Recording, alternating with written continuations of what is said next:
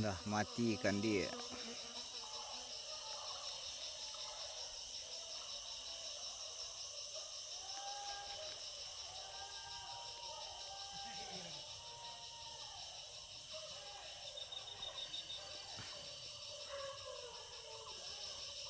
Sabarang banyak ikan dia di lereng Jerak.